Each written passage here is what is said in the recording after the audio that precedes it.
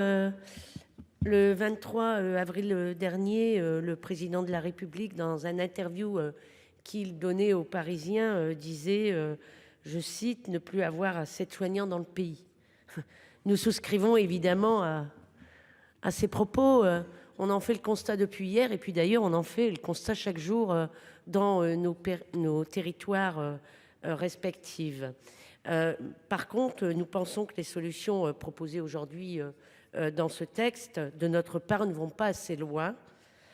Si en 2019, nous avions fait nous avons fait des propositions, évidemment, tout au long de ce texte, et pour l'instant, il faut bien dire qu'elles n'aboutissent pas.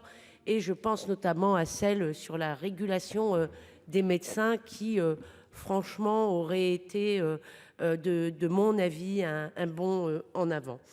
Alors, si en 2019, le numerus clausus a été supprimé, d'augmentation de moyens financiers et humains dans les universités de médecine, ça n'a pas permis d'enrayer la baisse du nombre de professionnels formés. Selon la direction de la recherche, des études de l'évaluation et des statistiques, le nombre de médecins va malheureusement continuer de baisser jusqu'en 2030.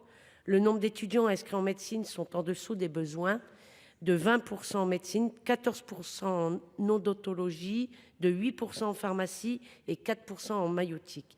Actuellement, les jeunes générations de médecins s'installent prioritairement dans leur territoire d'origine, proche d'un hôpital et de services publics de proximité.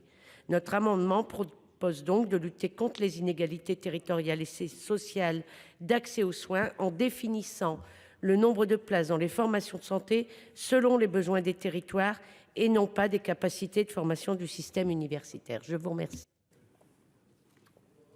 Merci.